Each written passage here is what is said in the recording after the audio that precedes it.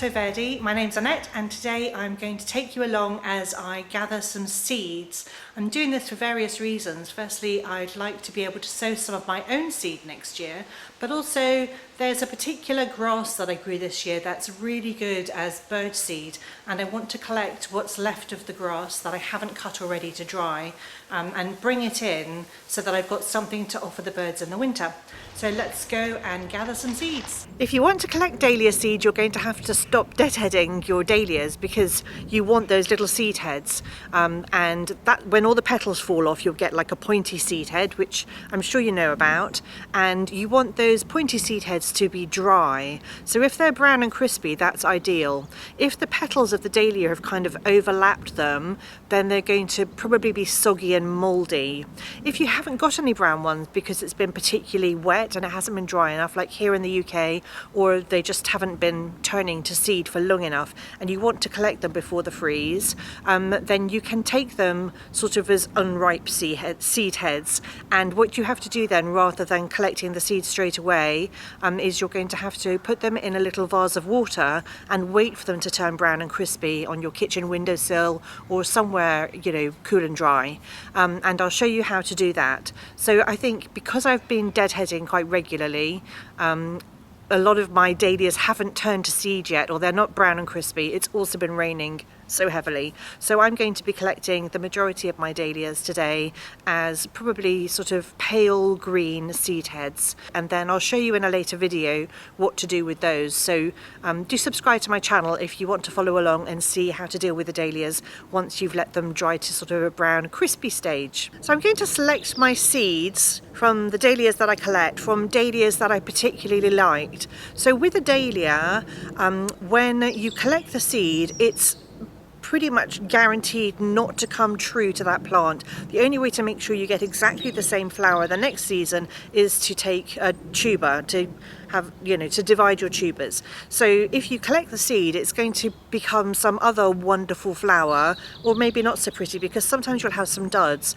So collect a few and sow a few next year so that you can then pick and choose which flowers you like, because you will have plants that you're not particularly interested in, and then you'll have some others that are really surprising. So it just depends, you know, which flower was pollinated, cross-pollinated with which other flower. That will determine what flower is produced next season. I hope that makes sense. I don't really know all the biological terms for it, but that's basically, in layman's terms, what happens. You're just not going to get exactly the same flower next time, but you can pick and choose from your favourite varieties in the hope that something similar and equally as wonderful will be produced, but it probably won't look anything like the original. And if you really want to get into the nitty-gritty of it, what you can do is, you know, keep your seeds separate so you can label each vase, and, you know, when you put your seeds away you can make sure you know which was the parent plant, and then you'll always know, you know, if you find a dahlia that you really like growing next season, then you'll know which parent it came from, and that's kind of interesting too.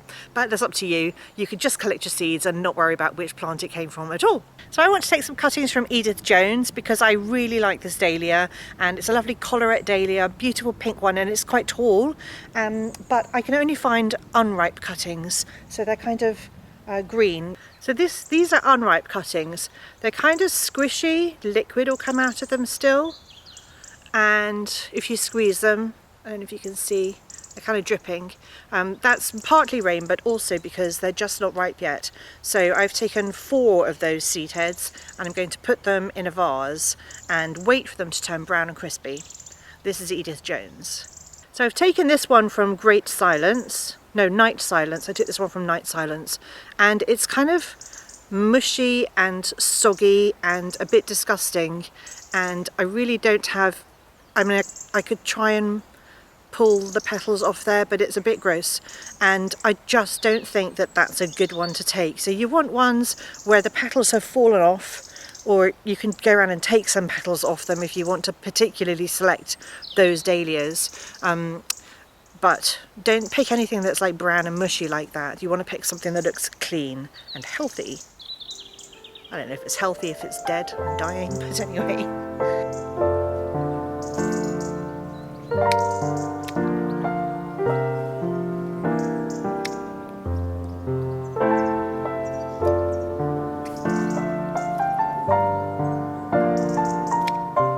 favourite dahlias is Baleska, which is this one here. It's kind of looking a bit sad and sorry for itself at the moment because of the rain, and it's not particularly sunny and it's the end of the season, but I just absolutely love the colours.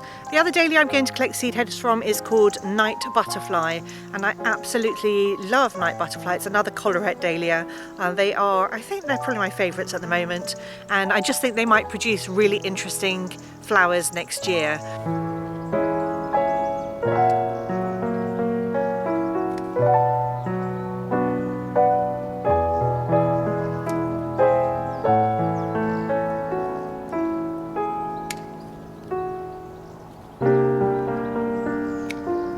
So this is what Night Butterfly looks like.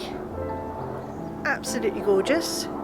And then these are the seed heads. They're quite large, but they're still a bit squishy, and they're kind of pale yellow, green, so they're definitely not ripe yet, and I need to put them in some water. So when you put them in water, take all the leaves off. You don't want to sustain any life. You want them to go over.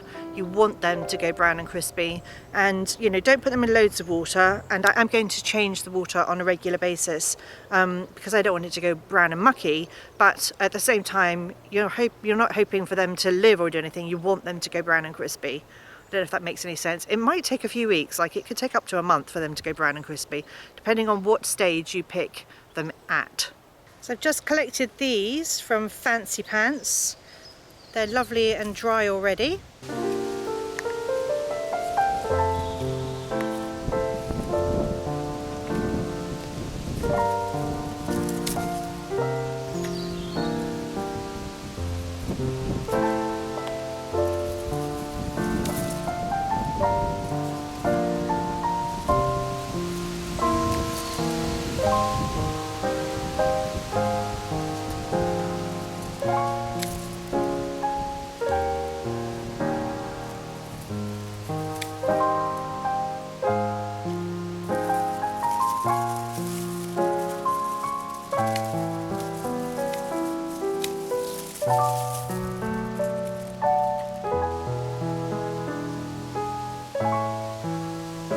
I'm also going to collect some seed from Bells of Ireland, and I've let my Bells of Ireland go to seed so that I can collect them.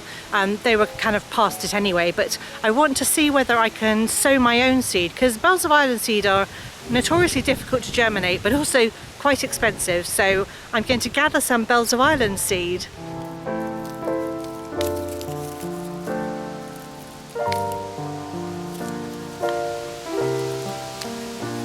Now the seed's been gathered, it needs to dry, and the way to do that is to make sure that there's some ventilation. So don't put it in a plastic Tupperware box with a lid on or anything like that. What you want to do is make sure that air can pass through. So I use a cookie cooling rack, and I just put some paper towel on top like this, and then I lay the seeds out on that, and they dry naturally that way. Also, I would not include any heat in this process at all, because it'll just cook the seed and kill it. So you just want to let it air dry. So what you want is for the seed inside to be brown and hard. So it's in there, and this is pretty mature and it's fairly dry. I'm just going to make sure all of these are completely dry by letting them sit here for a day or two, because it's been raining so much. And some of them may still be green inside, so I'm just going to wait to make sure that they're all brown. So I'm just leaving those there. And then I'm going to do the same with the Setaria. I'm just going to let it sit here and dry out completely before I store it, so that I've got some food for the birds in the winter. And that's all I'm doing with those. And then I also collected, these are the brown and crispy seed heads from Fancy Pants. It's a dahlia called Fancy Pants. So they're brown and crispy, but I want to make sure they're dry before I start taking the seed out. So I'm also just going to leave these here to dry, just to make sure that everything's completely dry before I store it. And then with the dahlias I've collected, ignore the flower, I just didn't want to bin it. I'm just going to put a little bit of water into each of these vases, just so they've all got something to drink whilst the seeds are maturing.